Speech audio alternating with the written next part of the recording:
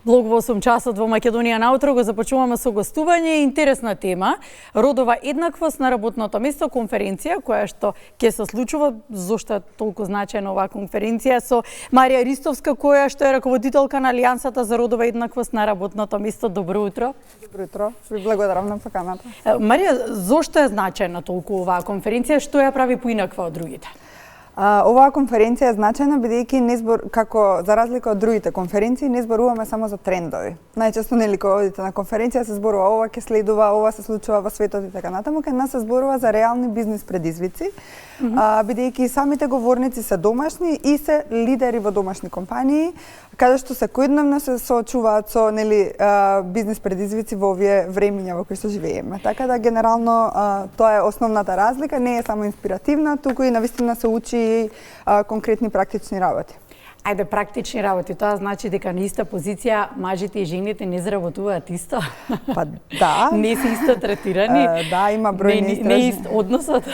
Има бројни истражувања, нормално не важи за секоја компанија тоа, меѓутоа има бројни истражувања каде што велат дека мажите и жените за еднаква работа не заработуваат еднакво. Сега има повеќе фактори тука, некогаш и до самата жена имаат така наречен glass ceiling се нарекува, кај што викаат јас до тука доста ми е, но некогаш и самиот стереотип на работодавачот и така натаму, каде што смета дека Добро, дали во стереотипи влегува и перцепцијата дека жената не може добро да ја заврши работата? Мислам еднакво толку добро колку што би ја завршила маж. Па не би рекла дека таа повеќе перцепцијата, па она е сега мајка, па дали ќе може да се носи, па на пример ако е член на управен одбор треба да патува, па има мали деца, дали ќе има каде да ги остави или треба да се грижи за родителите и така натаму, така да повеќе фактори се или можеби помека е и така натаму, така да од тој тип на фактори се повеќе каде што придонесуваат за се ова.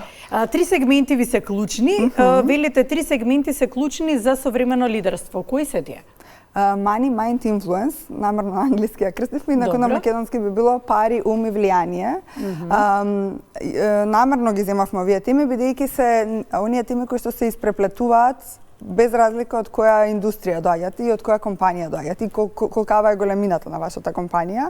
Во делот мани, односно пари, ќе збориме за финансиска писменост, за инвестирање на берза, за како компаниите што треба да направат за да обезбедат долгорочен одржлив раст.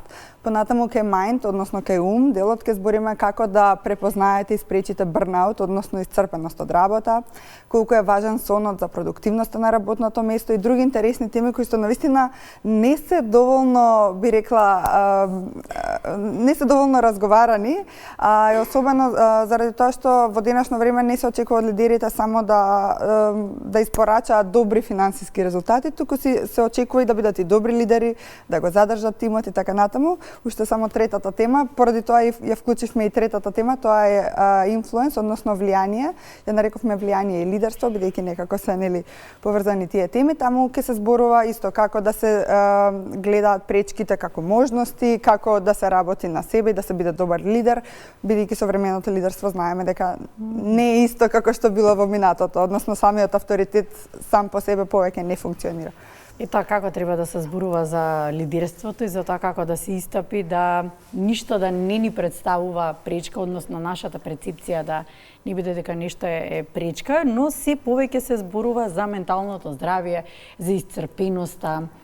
Во време кога живееме во еден динамичен свет, во време кога мислам дека и од толку обврски не сме ни свесни некогаш во текот на денот колку вистински сме исцрпени, оти сакаме да завршиме се што сме предвиделе.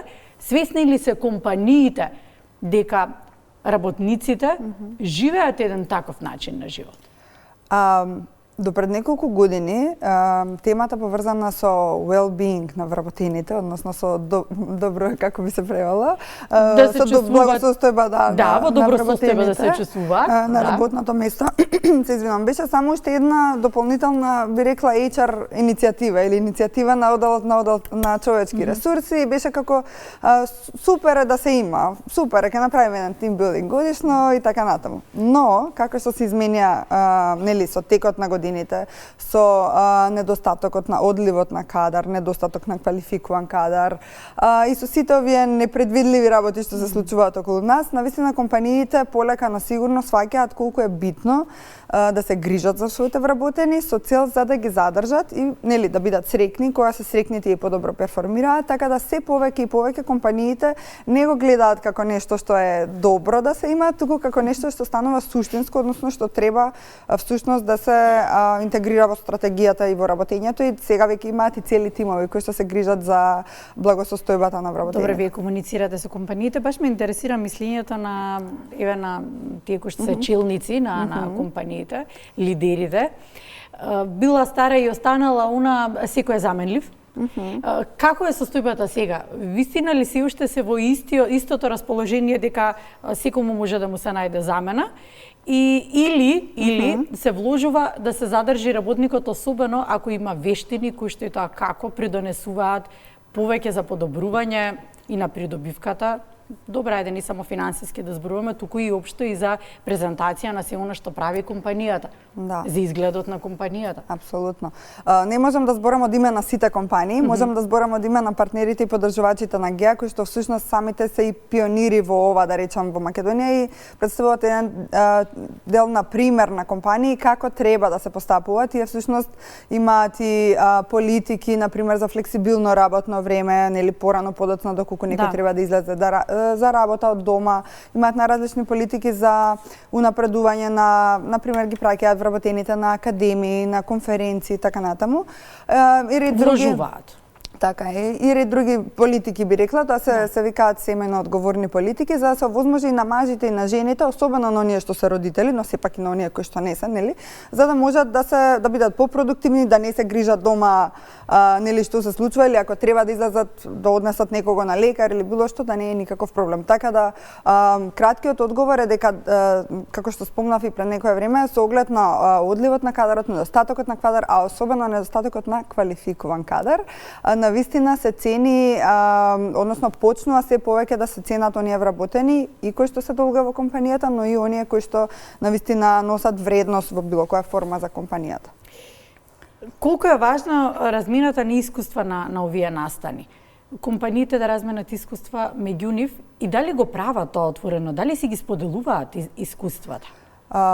Многу е важно, бидејќи не е само информациите што ги впиваме нели формално кога ќе седнете или кога ќе гледате вести или кога ќе дојдете на конференција, туку е битно навистина и неформалниот нетворкинг во смисла каде што се развиваат едни неформални разговори, се разговараат моменталните предизвици, моменталните успеси и многу често од таму произлегле нови партнерства, нови соработки и така натаму, така да би рекла дека тоа е подеднакво важно, ако не и поважно и од самиот дел со учење, бидејќи носи долгорочна вредност и многу често нас ни се случува, особено после реализирана конференција, да ни кажат се споивме со тој и тој или со таа и таа компанија и така натаму. И исто сум била дел од вакви нетворкинг дружења, изненадувачки доста споделуваат. Веројатно е полесно да се сподели во неформален круг на помалку пријатели или познаници.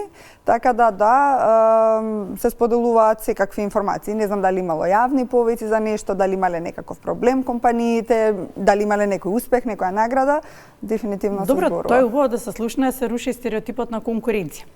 Така што тоа е добро, преминува во инспирација едни со други. Сакам да го заокружиме разговорот. Кој е најголемиот предизвик денеска на лидерите во управување со тимовите? Најголемиот предизвик е да се направи, би рекла, баланс помеѓу тоа да се остварат добри финансиски резултати година по година и да се задржи нели тим што е мотивиран, што е инспириран, што е продуктивен и што ќе остане долго во компаниите. Така да би рекла дека тоа е тука и најголемиот баланс кој што треба да го постигнат самите лидери, како што спомнав на почетокот, сметам дека современото лидерство е сосема различно од она што било порано и дека сега не функционира чисто авторитет, односно особено особено младите не функционираат на ниво на окей, ово или оваа ми е директорка, па сега нели имам почетно во современото лидерство таа треба да се заслужи, потребна е транспарентност, потребна е нели малку поотворен однос, наградување на вработените и така натаму, така да тие работи се менуваат, а за тие работи ќе збориме на конференцијата сега во вторник во Double Tree by Hilton. Благодарам, Марија, благодарам. Потребно е во современиот начин на живот, ние сме растени со преданијата за јунаците, па потребно е и да чувствуваме некој како своевиден наш во перцепција јунак и можеби поголема инспирација ќе имаме ние помладите. Да. Дефинитивно, стално викам дека во нашата земја фали истакнување на домашни локални примери. Не е дека нема, апсолутно. Ние пред неколку ја започнавме конференцијата всушност баш за родова еднаквост и првата едиција беше во Вила Водно. Меѓутоа поради лимитираниот капацитет свативме дека нели има потенцијал, треба да расте и дека покрај родова еднаквост на работно место треба да се разговара, односно природно некако доаѓа да се разговара и за лидерство, и за предприемништво, иновации, инвестирање, финансиска писменост и така натаму. И свативме дека и има простор и од година во година таа расте. Еве сега оваа година ќе имаме повеќе од 200 учесници. Така да би рекла дека овие теми се навистина битни и во рамки на тие теми ние секогаш гледаме и домашни примери, домашни бизниси, бизнисменки и така натаму да истакнеме се со цел да бидат позитивен пример и за другите граѓани. Благодарам за гостувањето.